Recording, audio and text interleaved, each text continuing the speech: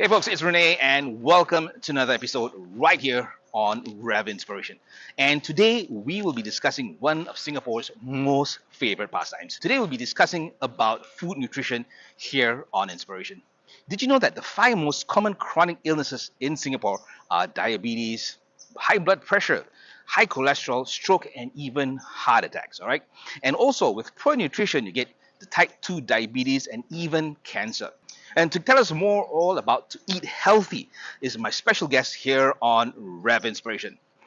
Let's go meet him. Right, folks, and joining me here on Revv Inspiration is my special guest. His name is Mr. Lim Kiat. He's the Senior Manager Programs with the Singapore Heart Foundation. And Kiat is also a Senior Nutritionist. Once again, Kiat, thank you so much for joining us here on Revv. Really nice having you on board. Thanks for having us today. No worries at all. Okay, so Kiat, as I mentioned, today's topic is going to be about nutrition, eating healthy and everything else. So what I've done, we've actually prepared a couple of questions and I know you are definitely the man to answer them. It's, as I mentioned, it's all about food here today on Revv Inspiration. And the first question I have, what are the most shocking foods that are high in sodium? This is a tough question. Really. My question for you is that make a guess, okay, between fishball noodle soup and char kway teow. Which of the following dishes do you think contains a higher amount of sodium? Okay, I've basically eaten both of these dishes, and personally, when I eat the fishball noodle, I always put in more the magic sauce. Yeah, exactly. I'm guilty of that, so I will have to go with the first dish.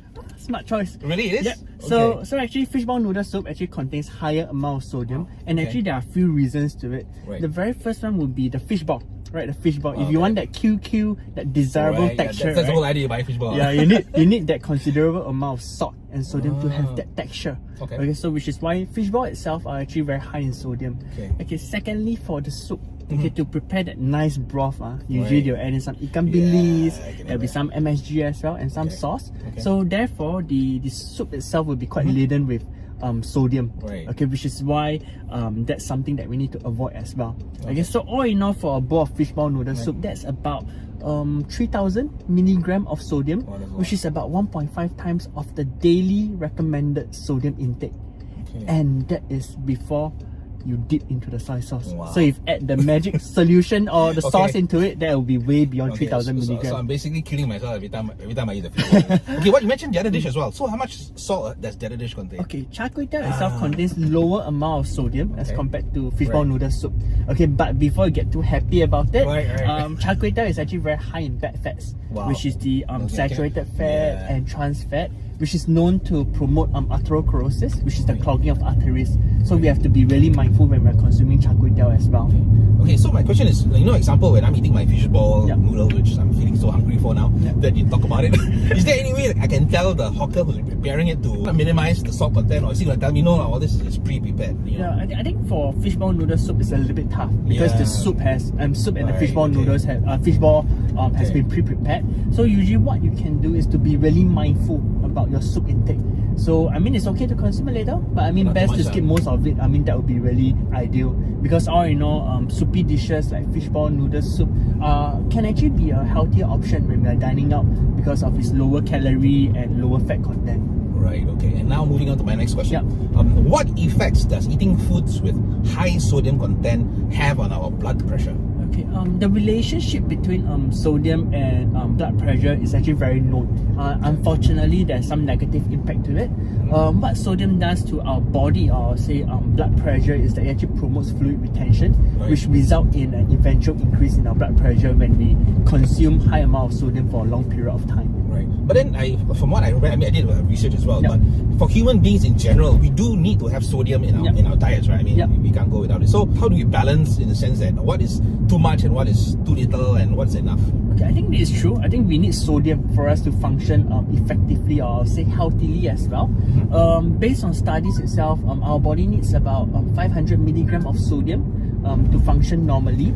And one thing that I always like to highlight is that don't be too worried about it. Okay, because most of us, in fact 9 out of 10 Singaporeans are consuming more than the requirement daily.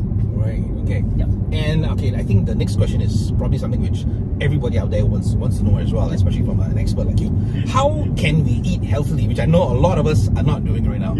I think this is a very simple, but a very complex question as well. So because simple is because to be honest, all of us will know how to eat healthy in some way, right? We will know that we should consume more whole grains. We should opt for more white meat, right? More fruits and vegetables, less sugar, less salt, and less oil. This is something that we all know what we can do to be healthier. But I think the complexity is how to do it, right? And for me, I think there are a few guiding principles. In that sense, that I always like to say, be mindful. Be mindful about what we eat, right? For instance, we all have our guilty pleasures, right? Some of us like a bubble tea to end off the day, right? In fact, it's not uncommon for me to meet people to say that every day I must end off my stressful day with a cup of bubble tea, right? So in a week, it's easy for that someone to consume probably about 7 cups of bubble tea. So usually what I would suggest is that, okay, maybe for next week, why not let's just try with 6 cups of bubble teas instead.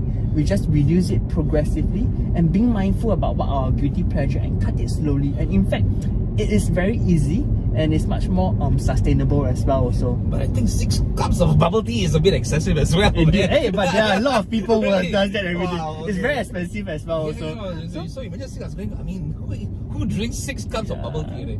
Okay, and I know, so I think to add on to what you just mentioned, I think one of the biggest challenges that a lot of working people out there especially face, and not so much for those who are stay home, is how do we kind of have a balanced diet, and how do we watch our diets? Because as you know, when we work, example, in the CBD area, there's only so many hawker centers or food centers that we can eat, and the choice of food is also very limited. And if I'm gonna, and it's hard for me to be aware about how many calories is inside that rice or that dish. So what's your advice for people in the working world? How do we try to keep a really balanced and healthy diet in our working lives, basically? Okay, I think when we are dining out, there are definitely few healthier options or what we can do to make that dish a little bit healthier, right? Of course, whenever it's possible, we can always try to ask for less oil or less salt or sauces as well. There will be some very basic kind of modification that we can do to make some improvement to the dish. In general, soupy dishes, particularly those clear soups, are usually lower in calories and lower in fat.